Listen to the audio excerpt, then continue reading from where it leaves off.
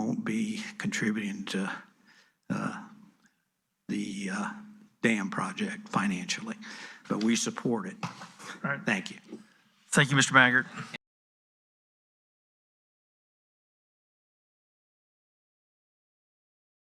30 years. All right.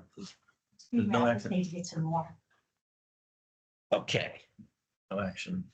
No action. No action. Okay. Receive the attorney's report. Nothing wrong.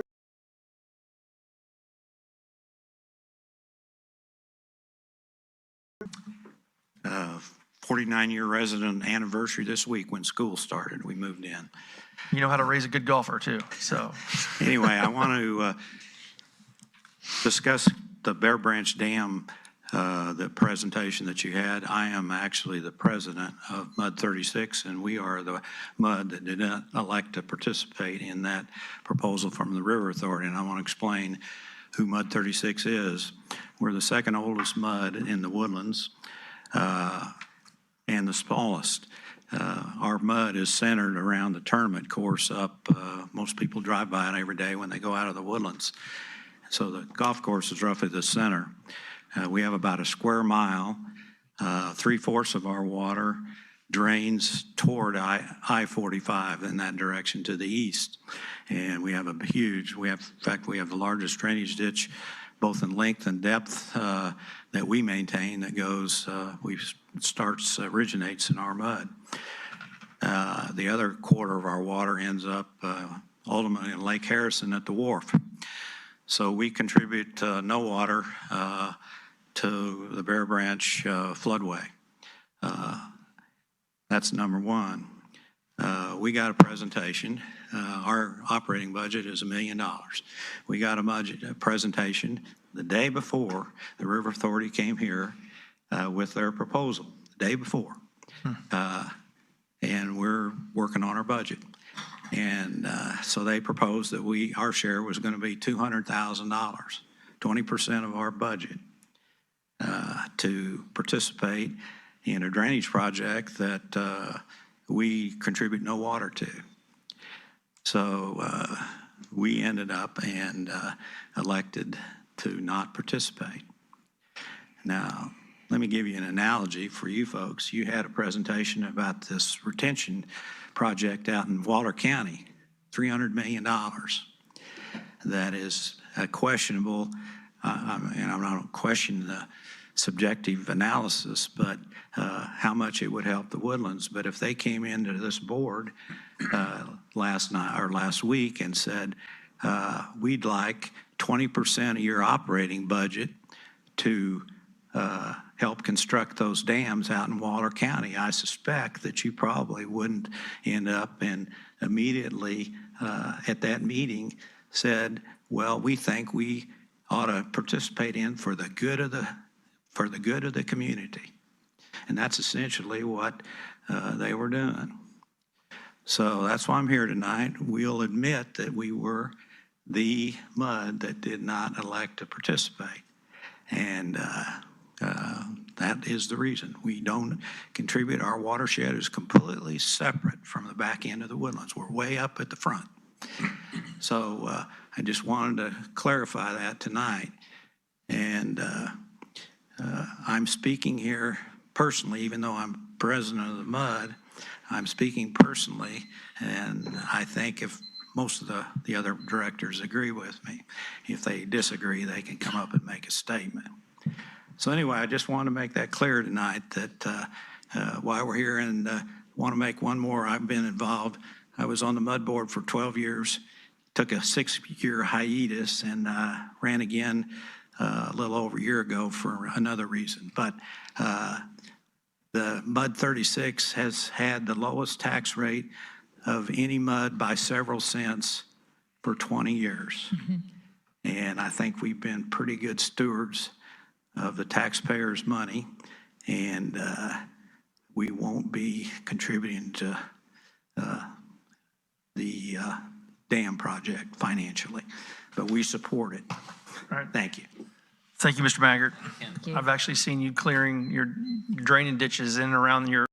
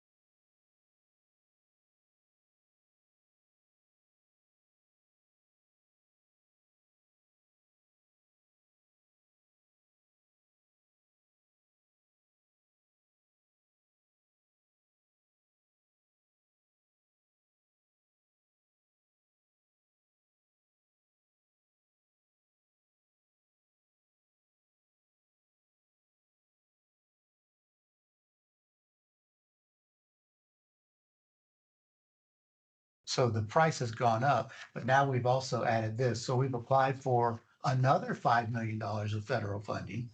And as Eric can attest, it's in an appropriations bill in the federal government. So if the federal budget passes, then we will receive that $5 million minus their 10% administrative fees. It'll be passed through the Army Corps of Engineers, just like this other money that I referred to. So we would have the combined money from the two federal sources, plus the money that the five MUDs originally invested into the project. And so we just need to make up the difference. So there's $4.8 million that's short. If we receive all the funding and use the funding that we've already shared, there's $4.8 million we're lacking to complete the $14 million project. How do you all feel? Excuse me. What do you believe about the replacement of the whole spillway? And what do the other five MUDs think about the replacement of the whole spillway? How much degradation is there? We have to go on the recommendation of the engineering each by the firm, which is, by the way, a very reputable firm that specializes in concrete hydraulic structures like this. But it's they use terms like very concerning, dam safety issues. They suggest that we immediately embark upon a plan to remedy it. So, I mean, it needs to be done. And I think everybody recognizes that when on July 21st, we brought the five MUDs together. And as Eric said, there were a few members from MUDs that aren't part of the five. And it was a very compelling argument that the engineers gave. They went through their reasoning, the data that they looked at, how they came to the conclusion, many of the design flaws in the original design of the dam, slab thickness, substructure, the rebar reinforcing, the construction, the design of the construction joints. There's lots of design flaws, aggregates, material that they used in some of the sub drains that drain water beneath the spillway. It's about 39 years old. It was in 1983. So it's a compelling, I mean, I don't feel like there's any doubt that the dam, or the spillway, I should say, has issues that need to be addressed. Yeah, my house is 40. Well, initially, when I was thinking about this, I just wanted to air my thoughts. You know, obviously, we're 300,000 in the hole, and I immediately thought, oh, well, I don't want to be part of this. But the more I thought about how I was involved with people in Houston after the mitigation had to begin with the dam being opened. I mean, I recommended those people tear the house down. I said, there's no way you're going to be able to determine whether you have mold in this house or not, and you could get brain tumors. So we're going to just have to take the house down and just realize you'll have one of the newer houses in town and you'll be able to sell it for more than anybody else. Well, they swallowed that pill and said that makes sense, and they tore the house down. I would certainly hate for that to happen to me. And all I can say is I have no recommendation, but I think we're all affected and we should chip in somehow. If we can find money to dig ditches and clear the weeds, we ought to be able to chip in something to help with this dam mitigation and rebuilding. And I don't know what that number is, but It's 211,250. that's what they're recommending. I'm not suggesting we participate to that level. Yeah. I'm saying just give them something. And because, it's like, Yeah. no, it's like whenever everybody else, it's like when everybody else wanted to do videotaping and 36 said no, and I thought, God, I'm the only one. We're the only one. We look like $211,000. well, I'm not suggesting that we do. It works 211. out to $104 per SFDU. Well, let's think about it and come up with another number. I don't Sharon? care if it's 50,000. Yes. Yes, sir. Okay. Well, let me explain to you about MUD 36. MUD 36 is a square mile, and what happens down there has no effect. We're not in their watershed. I don't care how much it rains. We're never going to be in their watershed. Never. We're all, we go from Lake Woodland or Woodlands Parkway, Grogan's Mill, and to the 9X3 ditch. We're a square mile. We don't have anything to do with that water out Well, there. what about if the banks overflow in Lake Woodlands? I can ride my bike over there. I'm It's right around the corner. So are absolutely you. going to have no I'm effect. just saying. If you can look at a topo map, topography map, it's kind of interesting. In fact, I learned this when they built the tournament golf course, is when they built the drainage there, it turns out that this area, if you go down Fern Ridge and Nursery Road, it's one of the highest points in the Woodlands. All the water drain. In fact, I told somebody if we have the apocalypse flood, you're gonna need to park your car on Fern Ridge between there, because that is the highest point in our whole area. So what happens out there doesn't have any effect. Now, if you want to contribute to charity, that's another question. Now, just as an education, we got a long time ago, I concerned about these grand accountings and how they were credited. The old MUDs were credited with our contribution to wastewater treatment plant 1. And they kept using actual value numbers. We put money in 1975 and our contribution was never inflated to a present value basis. So we had MUD 36-2, we built the initial wastewater treatment plant 1. And then as the other MUDs expanded, they had to expand it. Well, we had to contribute, but we didn't credit. Our old credits were $1975. So all these other MUDs that went to wastewater treatment plant 1, they got a bonus because they were contributing their dollars at whatever time they made the contribution. And we were still, when they calculate, in fact, it got to the point where Ron Kelling came down here with a consultant to try to explain to me about present value economics. Well, you probably weren't here. But anyway, it's a sore point with me. And now they come in here and they want us to contribute to their drainage problems. We spent $300,000 10 or 15 years ago. We didn't go up and call them up and say, hey, we're cleaning it. You mind giving us a donation? We're cleaning up our ditches. So You don't have any empathy for them. look, they got plenty. They can go, the river authorities can go sell bonds just like That's what I was curious about. Why isn't why this? can't you money? guys? That's not off the table. There's a multitude of ways you could fund this. They're just looking, this was brought up at the July 21st meeting and Eric agreed to put it on the agenda for consideration. Anything in action right now. But they can sell bonds just like they do in the wastewater treatment plant expansions and they can, dole it out over 20 or 30 years. All right. You No guys action. need to get some more. Okay, No action. No action. no action. Okay. Receive the attorney's report. Nothing really to report. The ledge is back in special session. The House passed the new congressional district map. And it's over in the Senate and see what else happens, but nothing else on the attorney's report. Okay. Item 15, consider an adoption of resolution concerning developed district status. This was covered under the budget discussion and the tax recommendation. You are still a developed district. You're subject to the 3.5% rollback rate. We got to do this every year since in theory, the designation could change from year to year. We do need a motion to adopt the resolution declaring the district developed for the 2025 tax year. How long have we been doing this? Since that law was passed, 19, I think, as I recall. How long? 2019. 6 years or I'll 3 make that times. motion. Well, I got a question first. Are all of our districts developed? No. Which ones are developed and which ones aren't? That goes 67. 39.